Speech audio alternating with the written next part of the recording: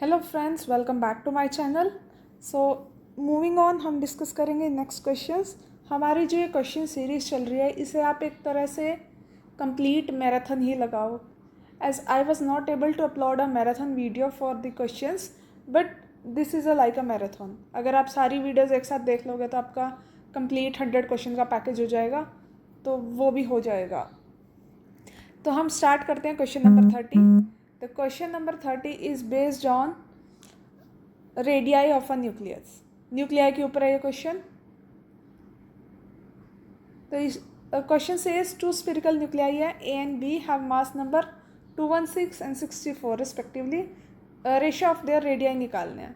So there is a formula of the radius निकालने का एक फॉर्मूला होता है, R A is equal to R naught A 1/3. A is the mass number, R naught is the Fermi radius, and Fermi radius is fixed for every nuclei.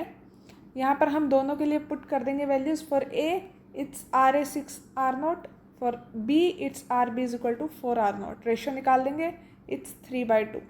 Easy question है, previous year का question है।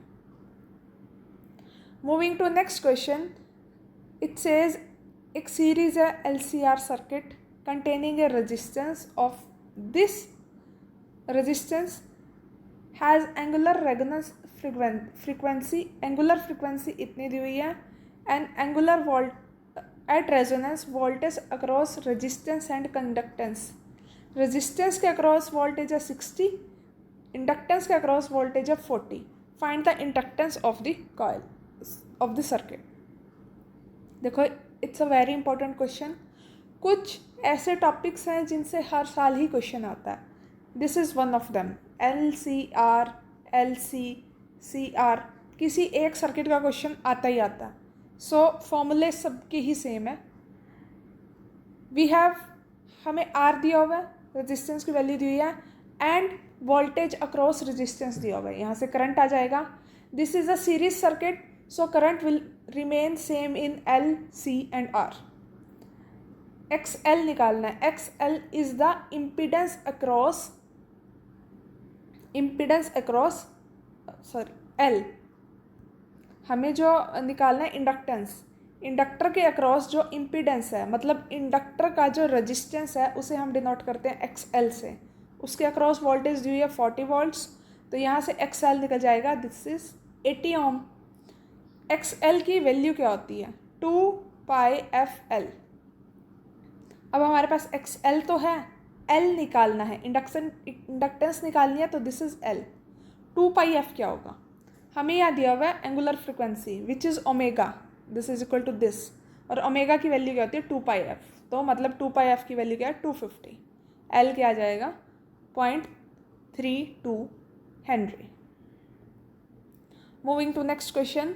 अब एक question gate से पकाता है, इधर you have to solve the logic circuit और the Boolean expression. This is for the Boolean expression. Simple solve करते हैं, ये दिया हुआ है। अब यहाँ पर b प्लस बी बार क्या आ जाएगा? 1।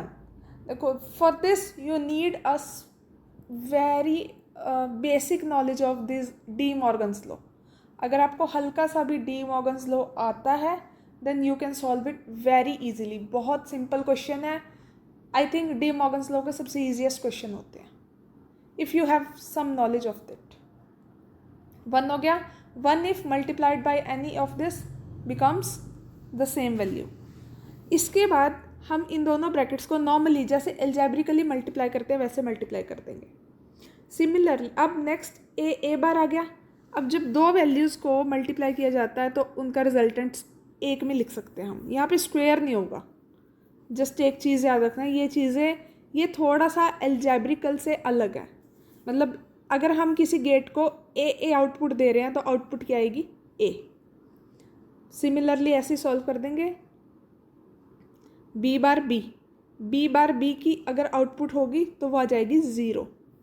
किसी का कोई भी इनपुट देंगे हम किसी गेट को, एंड गेट है ये, जैसे डॉट लगा हुआ था एंड गेट है, ए और ए बार इनपुट देंगे तो हर बार वो 0 वैल्यू देगा।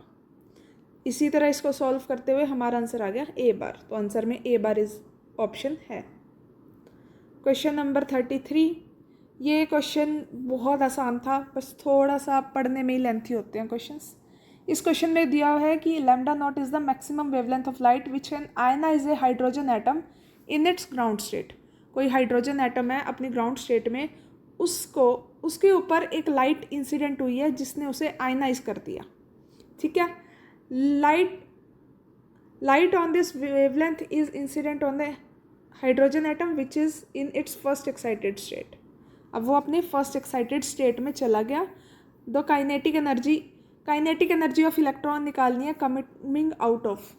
अब जब भी कोई incident light, photo electric effect पड़ा, कोई इंसिडेंट लाइट किसी इलेक्ट्रॉन पे फॉल करेगी तो क्या होगा, कुछ तो एनर्जी उसको उस स्टेट से निकालने के लिए यूज़ होगी, उसकी जो बाउंडेशन एनर्जी है उसके लिए, and rest of the energy is used as kinetic energy. वो काइनेटिक एनर्जी बतानी है कितनी थी।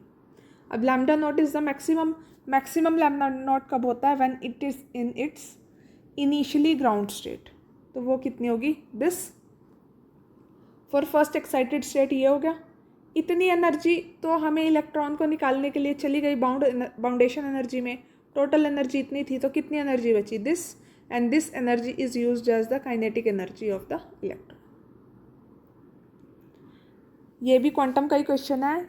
नेक्स्ट क्वेश्चन में बोला है कि हाइड्रोजन एटम है in ground state absorbs this energy of then according to Bohr's model, तो उसका एंगुलर मोमेंटम निकालना है। सिंपल,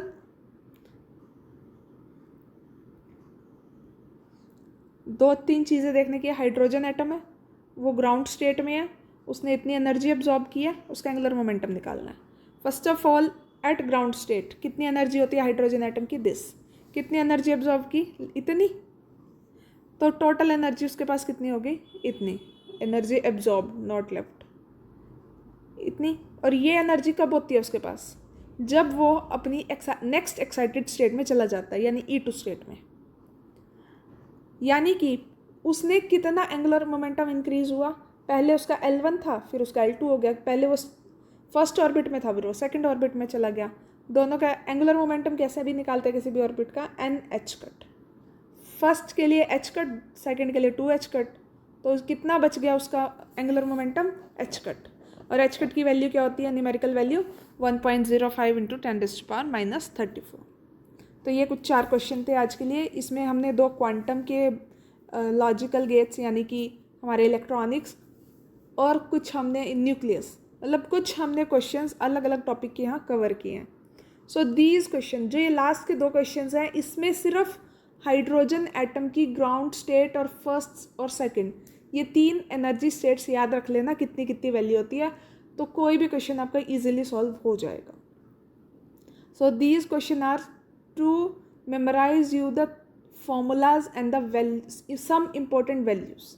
ठीक है, जैसे कि फर्स्ट ग्राउंड स्टेट में हाइड्रोजन एटम की एनर्जी कितनी होती है, फर्स्ट स्टेट में कितनी होती है, उसका फॉर्मूला क्या होता है। सो यहाँ से आप अगर बनाना चाहो तो आपका पूरा एक पेज निकल जाएगा फॉर्मूलाज का। तो thank you so much. If you like the video, please comment, please like the video, comment section use कीजिए for any query, and please subscribe my channel and share this video